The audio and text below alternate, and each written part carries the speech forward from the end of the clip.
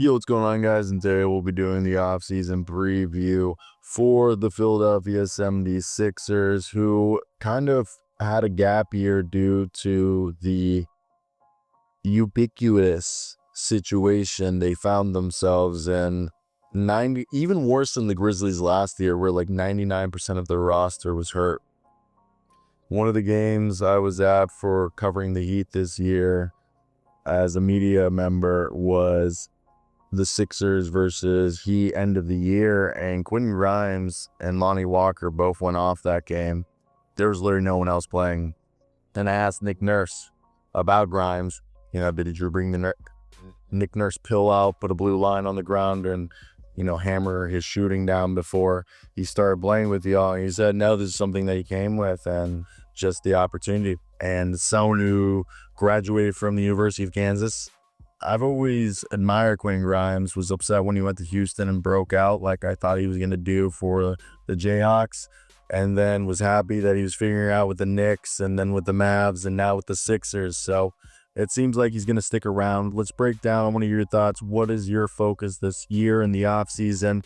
I love Nick Nurse, and I think he's a solid coach. I think Daryl Morey's a good executive, and this was just an anomaly. Now, who was the NBA player or former NBA player that predicted that if Joel Embiid and Paul George, PG-13 paired up together, that it was going to be disappointing? I forget who it was, but I don't think it's going to be true unless Paul George is truly as reluctant to buy into the new role. They wanted to be a combo forward instead of a swingman, and even play small ball 5 in death lineups. But he's supposedly been reluctant or hesitant, you could say, as he still believes he's like the swingman he was for most of his career, but he's clearly not. And there's a bunch of glaring holes on this team, but it's a very manageable situation. So they have the 5th best odds to have a top 5, at the 5th pick, or the 5th best odds for the number 1, 10.5%. And Gershon Yabusele is a unrestricted free agent. Kelly Oubre actually had a decent defensive year. He graded out, according to Synergy, as a plus defender, and he scored somewhat efficiently for Kelly Oubre standards. Now, he has a player option. He may or may pick that up. Andre Drummond was going to pick that up, but dude, he's old. He's got concrete feet. Eric Gordon is allegedly going to pick up his option. I expect Lonnie Walker to be back. Quentin Grimes, though, they probably want to give him the full mid-level exception, which is, I think, over 4 years. I think it's close to, what would we be, 14, almost 15. It's like $14 or $15 million. So you can do the math right there, but that would be like $56 to $60 million. However, he probably wants closer to 80 to 100 million. Jeff Dowden's definitely going to be back. I don't know if Jalen Hood-Schifino will be back, and I think they can only offer him $6 million due to the fact that his option was declined, so they can only offer him X percent more. I think 50% more than his current valued contract. Jared Butler is a team option. They'll keep him. And same thing with Justin Edwards. If Kyle Lowry wants to keep playing, I would assume that they would bring him back, as he's a Mr. Nick Nurse staple. Same thing with Jeff Dowden, as we all know how much Nick Nurse loves those two. Now, they've committed $800 million between Paul George, Tyrese Maxey, and Joel Embiid. So hoping that Joel Embiid, when he's healthy and keeping their guys, is huge. I mean, if they get a top 5 pick, or even a top 3 pick, to have a chance to land the 3rd, which is probably Ace Bailey, or even a 4th for EJ Edgecombe, that pick is going to be extremely valuable on the trade market. That's huge if they are able to do something like that. They traded Caleb Martin so they could free up money to re-sign Yabusele. And now what they'll probably have to do is sign Yabusele, and then because Grimes is a restricted free agent, they'll probably go over the cap after signing all their free agents to keep Grimes. Now, that's the crazy part about this, is that Grimes is a restricted free agent and he's going to cost them a lot. And this team's, the biggest thing is they need health. But outside of that, they need a backup point guard. Like, Kyle Lowry's cool as a third, but a Tyus Jones-esque point guard would be perfect for them. And if they can have a big along the lines of a Chris Boucher, at the very least, I think Chris Boucher is getting up there in age, but the idea of someone who can play the 4 and the 5 and not be absolutely a cone when put on an island when he occasionally gets switched on the perimeter, which historically Chris Boucher's been able to. I'm trying to think of someone who's cheap that would be able to do that still, but that's the problem, is like guys who are going to be cheap are either old or, you know, not tested. So that's the biggest thing. And their draft assets, we kind of talked about it there. They have some and they're usable, but what do they have of value on this team, and what are the holes? So Tyrese Maxey's awesome, 26.6 assists, 2 steals, almost all-star scorer, dynamic facilitator, legit a secondary like star. Like, he's the Batman to he's Robin to the Batman that Joel Embiid is. Paul George is the third fiddle here. Quinn Grimes with the Sixers, 22 points, almost 5 rebounds, 37% from 3. The two-way wing swingman is having, because he can be a small ball 3, is having a breakout year. Elite shooting volume. I expect him to be like a 15-point per game scorer if everybody's healthy. Paul George this year, it was a regression. Veteran presence, primary wing defender, combo forward, 16 points, 5 rebounds, 4 assists, 2 steals. The splits weren't great. Gershon, 11 points, 6 rebounds, 38% from 3, almost 62% true shooting. He's a guy who can play the 4 or the 5. He can be a pick and roll, pick and pop, switch big, who can even short roll. And he can play on the wing occasionally in lineups. Then Joel, when he played, he averaged 24, 8, and almost 5 assists. Like, it's still elite when healthy. Like, he's anchoring the inside.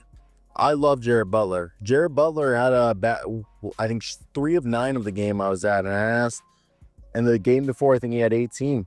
But this game, he also had 4 steals or 3 steals in the Heat game. And I asked Mr. Nick Nurse, like, what's your thoughts on that? Does it not to aggravate you, but what is your thoughts on Butler needing to be more aggressive consistently? And he said, actually, tonight I liked him better than that game. And he's like, yeah, he didn't score as much basically, but he was moving the ball the way we want him to. He was active on defense. He didn't turn it over. And he's right. Look, you're a point guard, you're a floor general. If you can score, that's a significant plus. But if you're helping protect the perimeter on defense and setting your teammates up, regardless if it's leading to assists or it's a hockey assist, I think your coach is going to be happy with that performance. And he's someone who had a first round grade before the heart stuff happened. So he's a solid, I think he's a lead guard with scoring and playmaking and some defense ability, a good balance. Well, Jared McCain's going to, I think, be there. Him and Grimes will duke it out for the starting shooting guard spot next year. He averaged, 15 points per game for the season and was like a 20-point per game scorer during that stretch. He averaged 38% from 3, He's just a high efficient volume shooter who's a great spark plug. Kelly Oubre is a physical wing who's solid in transition and plays good defense. 15.6 rebounds and 1.5 steals. And that's the other thing. Jared Butler could be the backup point guard and then Kyle Lowry the third. And right here, we've already said they have a solid 8-man rotation. And this is where it drops down. Justin Edwards, who averaged 10, 3.5 rebounds, 36% from 3. Andre Drummond averaged 7 and 7 and 1 steal. But, dude, he's a traditional big with concrete feet. Chuma Okeke had some solid minutes for them.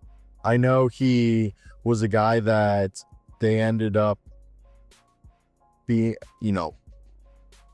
moving on from, as he's now on the Cavaliers. But I just wanted to say they actually probably gave him a second chance. I just want to say that. But I think that's another reason why this season's a success, because guys like Chuma, who, he didn't end up on the team, helped probably convince Monty Walker and others to buy into the season because they knew they were giving themselves a chance to showcase.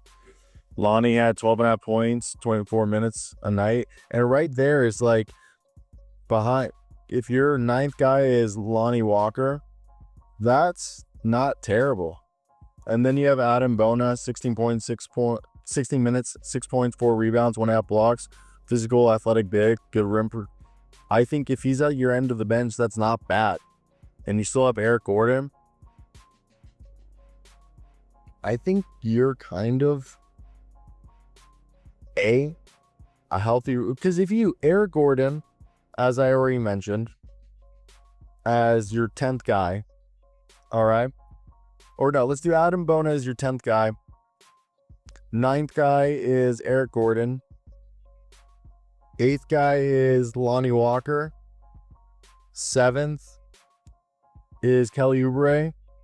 6th is Jared McCain. Your 11th guy is Jared Butler.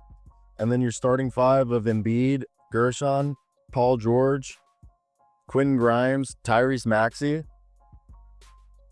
That's a pretty solid 11-man roster that if you're just thinking, okay, now all they need is between the Eric Gordon and, Jared Butler. I guess you throw Kyle Lowry then as your 12th guy and Jeff Dowtin as your 13th. So you have 2 roster spots that you'll probably fill, and then your 3 two-ways. So if you can fill those 2 roster spots either for, I feel like Jared Butler's fine as a backup point guard. They already have enough guards. I really would want to, A, get another big, and B, as we said, a switch big, and then another wing. 3-point shooting wing, like a Luke Kennard would be nice. And then big-wise, that's where, in my opinion, it has become hard to project who could be the set big that they go after, as here at HoopsHype, we put together our 2025 free agents, and it's really difficult to imagine someone going after a free agent besides, I've said it repeatedly, Santiago Aldama is my expectation, because LeBron, Kyrie, James Harden are all going to stay. I think Miles Turner is staying in Indiana. So is Julius Randle's picking up his option. Brandon Ingram already re-signed. Kuminga is staying in Golden State, or I just don't know which team is gonna. I think Golden State. He's so weird in terms of evaluating him. I think Van Vliet's picking up his option, and Naz Reid depends if he gets traded or not. So really, it's Santi Aldama is the one who could break the bank if they decide to go after something, and he's going to be someone that they probably would have to overpay if they were trying to pry him out of Memphis's hands, which they like already made the trade with Marcus with Marcus Smart being the one that they moved off. And obviously this isn't a team that's going to be going after Turner and Oz Reed, nor would they be going after Brook Lopez. It's not, or Clint Capella. Like, those aren't the bigs that they need. A Precious Achiuwa, who's a mobile big man that can defend, switches well, and is a somewhat solid rim protector. He's obviously, I think, more effective on defense than he is on offense. He was always like a project on offense, but he can finish pretty well around the rim. And for me, I think that's the guy that I would go after. Now, his 2024 to 25 stats so far: 6.5 points, an assist, 6 rebounds, and a steal and a block, I believe. 55% from the field, 38% from three on a low sample size. Is a decent guy, and I think he's the type of guy that they would want to go after. I think Kevon Looney and Mason Plumlee. Kevon's going to stay in Golden State. Mason will just go to... He doesn't solve what they need. And they cut Paul Reed. So I think that... And Jackson Hayes is staying in LA. Deron Sharp isn't what they need. So to me, when you get right here, that's where I'm intrigued to figure it out. Jericho Sims just doesn't defend well in space like that. I think Precious Achiuwa is the guy I would do. So if you can find now a cheap wing, as we mentioned earlier, you would call that a pretty good offseason, right? That's what I would think, to say the least. I want to hear your guys' thoughts. Was there maybe another player you wanted me to mention? The only other one that I could think of was definitely, we said power forwards. I doubt John Collins or Dorian Finney-Smith. Like, they're already going to bring back Gershon. And like I said, Chris Boucher hits threes and blocks shots. He's a lob threat. He'll try to do too much on offense occasionally, but he's somebody that they could like. Larry Nance and Jake LaRavia, possible. Taurean Prince.